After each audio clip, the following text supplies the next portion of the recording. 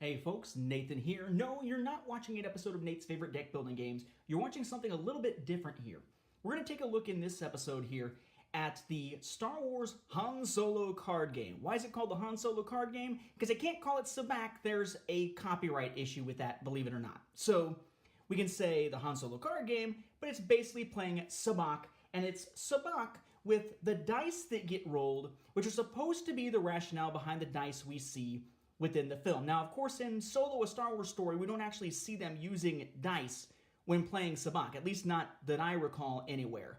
And it's supposed to be, according to the Last Jedi visual guide, visual dictionary, whatever it was, that those gold dice that Han hangs on the Millennium Falcon that are for luck are there because they're the lucky dice he used when he won the Millennium Falcon from Lando Calrissian. Only he, of course, has them way before that in the movie. So they must be lucky for some other reason. But that same type of dice are what are being used within this game. But this is basically a game of Sabacc as sort of played by the characters with Star Wars-esque rules put out by Hasbro Gaming and Disney to capitalize on the film. And it's actually pretty fun. Think a more complicated version of Blackjack. In this case, this is a game that I actually looked at and wasn't quite sure if I wanted to pick it up. And then Michael Morris, my co-host, he's actually the main host, I'm the co-host, I guess, over on Cloud City Casino, that Star Wars gaming podcast you can find at StarWarsReport.com, asked me, hey, have you checked out the new Han Solo card game, that Sabacc game? My answer was no, I hadn't. So of course, because he wanted to see a video on it, he went ahead and bought it and had it shipped to me through either Amazon, Target, or something like that. So far be it from me to put down a bribe. So we're going to take a look here at the Han Solo card game. It is actually pretty fun if you're interested in playing a game like Sabacc. Now the goal of this game is to get as close to zero as possible in your hand. You have three different types of cards, all with this nifty Star Wars back on it, all in this weird kind of hexagonal shape here, right? 6 sides, 1, 2, 3, 4, 5, 6, right? Hexagonal. You have three different types. A green card, and there is 1 through 10, 3 copies of each, so a total of 30 green cards, is going to give you plus whatever the number is. Then you have the red cards. Again, 1 through 10, 3 of each, so 30 red cards. They're going to give you minus whatever the number is on the card. Then there are only 2 cards that are blue. Both of those are 0. During the course of the game, you're going to use a pair of dice. These have different symbols on each side. No symbol is the same, but the 2 dice are the same. You're going to be playing for a pot with tokens representing what you're betting. There's 1 gold token. That is the Millennium Falcon, 25,000 credits.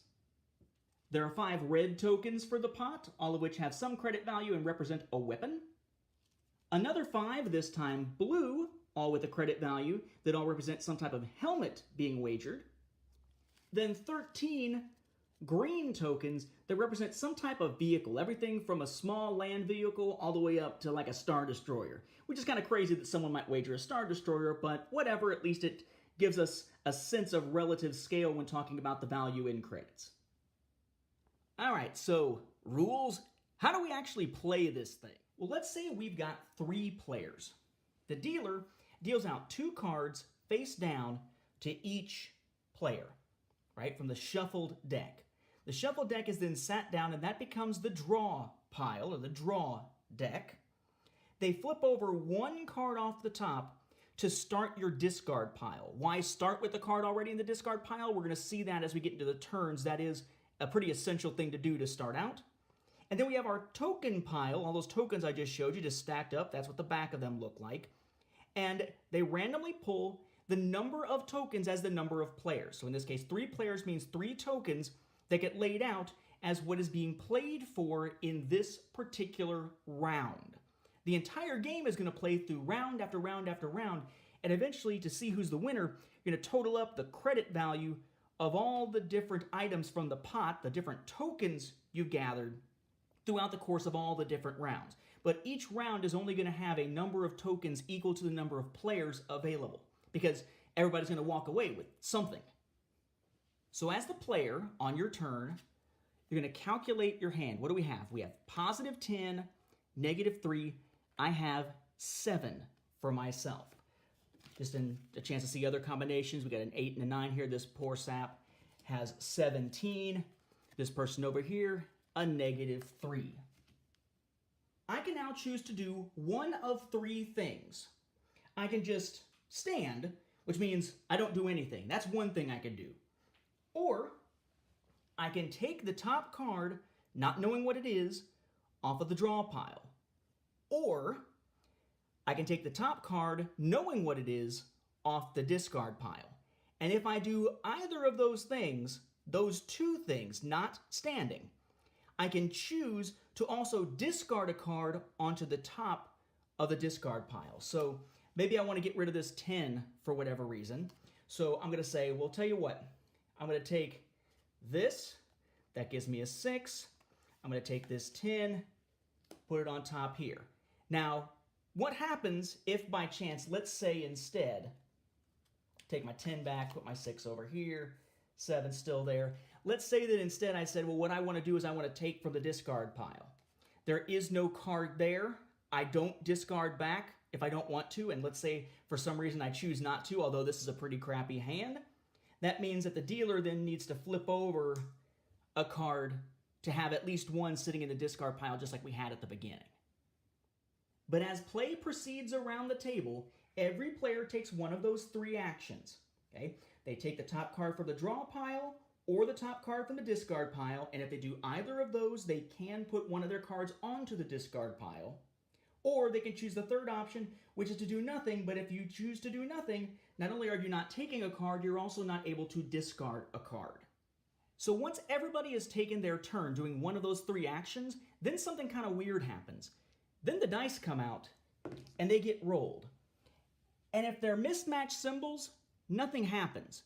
If the symbols match, however, it completely changes everybody's hand, because every single player has to count up the number of cards they have and give them back to the dealer. The dealer then deals them out the number of cards that they had from the draw pile, which basically means your entire hand just changed. The cards you used to have are now sitting face up on the discard pile, so theoretically you might be able to get back to them if you want them, but your hand is completely changed. Now this happens 3 times. Everybody gets a turn, the dice get rolled. If they don't match, everything stays the same. If they do match, everybody's cards get swapped out. Then another round of the same thing, then another round of the same thing. And at the end of that 3rd round, after the dice get rolled and any cards get replaced that are required based on the matching, that's when you determine who the winner is, with everybody revealing their cards. Now again, the winner is whoever gets closest to 0, but you rank the cards in order of quality of the hand, and as you go through, whoever has the best quality of hand, or the winner of that round, gets to take one of the prize tokens from the pot.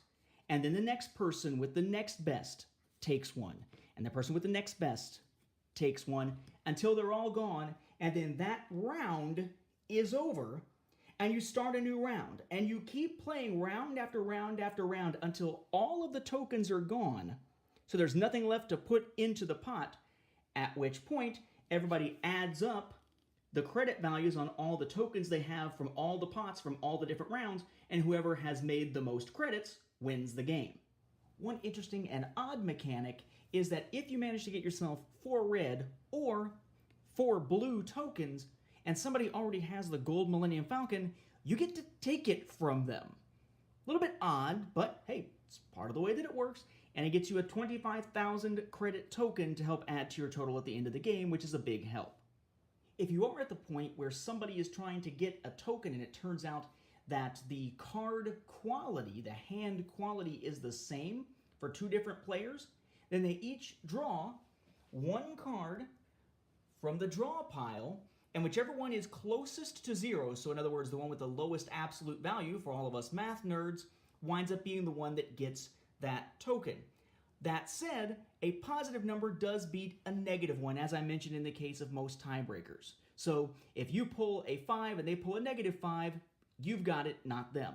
But if you pull a 5 and they pull a -3, theirs is closer to 0 by absolute value, so to speak, so they win it. As for how you rank those hands, it's a little bit complicated. The rules do a decent job of explaining it, but it does take a little getting used to. Essentially, the best possible hand is this. This is being at 0, you've got Sabacc, and you've done it with 3 cards only. A 10 that's positive, a 10 that's negative, and a 0. So 10, subtract 10 gets 0, no plus or minus there, you're right there at 0. But let's say you've got 2 people who have zeros. Well, if more than one has zeros, you check and see how many cards they've used to get there. A 0 that has more cards beats a 0 that has less cards because it was a little more complex. Beyond that, it's about being the closest to 0, again, whether it's negative or positive, closest to 0, so the absolute value closest to 0. But a positive version is better than a negative version. So, in this case, these are 2 different hands. Both of them total up to 1 in terms of absolute value, but this is a positive one, this is a negative one, so the positive one beats the negative one, even though they're the same distance from 0, which is just 1. But what happens if they both have the same total and they're both positive or both negative? In this case, we've got a positive 1 and a positive 1 for these 2 hands here. Again, the more complex wins in this case, just like it did when we had the 0 issue, so the one with 3 beats the one with 2. And then this one is a little bit odd, but yes, say you wind up with 2 players hitting 0 with the same number of cards, the one with the highest numbers beats the one with the lowest numbers. So here we have a positive 4, negative 4, which gives us 0. Positive 3, negative 3, which also gives us 0. They both have 2 cards. We can't go by complexity, so instead we measure that complexity theoretically, mathematically, by which one had to deal with the biggest numbers. So in this case, this 0 made out of 2 4s, 1 positive, 1 negative, beats this 0 made out of 2 3s, 1 positive, 1 negative. All kinds of different factors that play into ranking your different hands. It's probably the most complex and trickiest part of the entire game, is figuring out which ones outrank what at the end. But again, as you play, it's kind of like poker. You get used to it, and eventually it becomes somewhat second nature. I don't want to say it becomes natural. Never really feels natural, but at least it becomes something that is easier to deal with in later games than it does in your first few games. So there you have it, the Star Wars Han Solo card game. It's sort of 1 part blackjack, another part dice rolling, another part poker, and no parts Sabacc because they don't want to get sued when really you're playing Sabacc. Or is it Sabacc? You know what? I'm not sure I trust Lando's pronunciation on anything at this point. He is kind of an underhanded guy, cheating and everything.